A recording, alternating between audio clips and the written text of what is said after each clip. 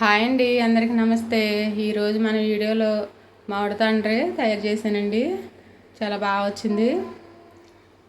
మనం ఇంట్లోనే ఈజీగా తయారు చేసుకోవచ్చండి.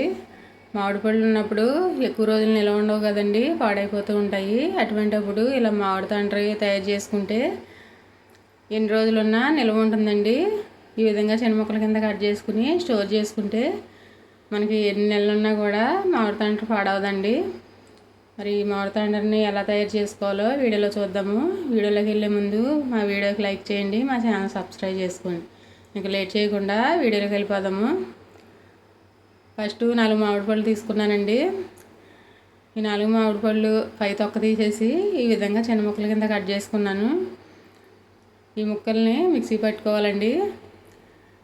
మెత్తగా మిక్సీ పట్టుకుని తీసుకుందాము.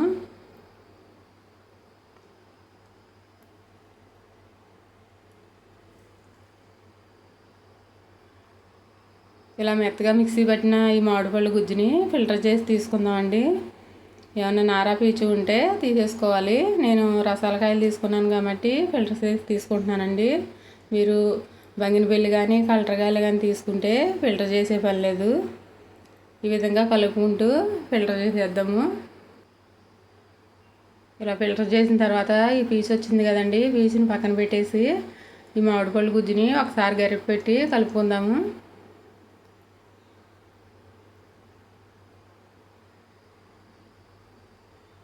ఇలా కలుపుకున్న తర్వాత పక్కన పెట్టి స్టవ్ మీద కళాయి పెట్టుకుందామండి. మామిడి తాండ్ర తయారు చేసుకుందాము. స్టవ్ మీద కళాయి పెట్టుకుని మామిడి పళ్ళు గుజ్జు మొత్తాన్ని కూడా వేసేద్దాము. ఇలా వేసిన తర్వాత కలుపుకుంటూ 1 నిమిషం పాటు ఉడికిద్దామండి.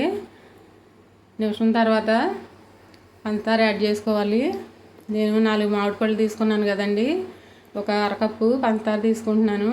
మీరు తీపి తినేదాన్ని బట్టి పంచదార యాడ్ చేసుకోవచ్చు. ఈ పంచదార వేసిన తర్వాత కొంచెం లూజ్ అవుతుందండి.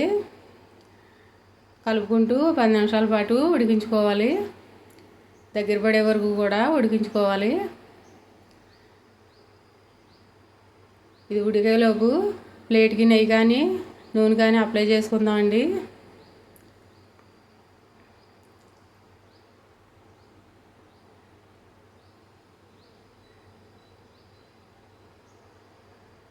ప్లేట్ తీసుకుని నెయ్యి రాస్తున్నానండి.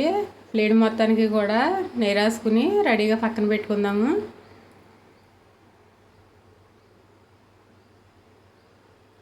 చాలా ఈజీగా మనం ఇంట్లోనే ఈ మామిడి తాండ్ర తయారు చేసుకోవచ్చండి.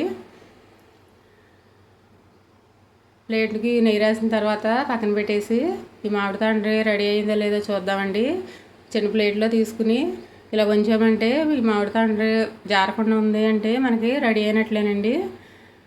నెయ్యి రాసిన ప్లేట్లోకి తీసుకుందాము. స్టవ్ ఆఫ్ చేసేసి ఈ ప్లేట్ మొత్తానికి కూడా స్ప్రెడ్ అయ్యేలా చేసి 2 రోజులు ఆరబెట్టుకోవాలండి.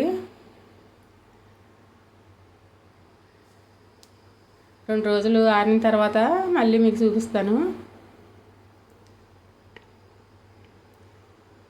చక్కగా ఆరిపోయిందండి.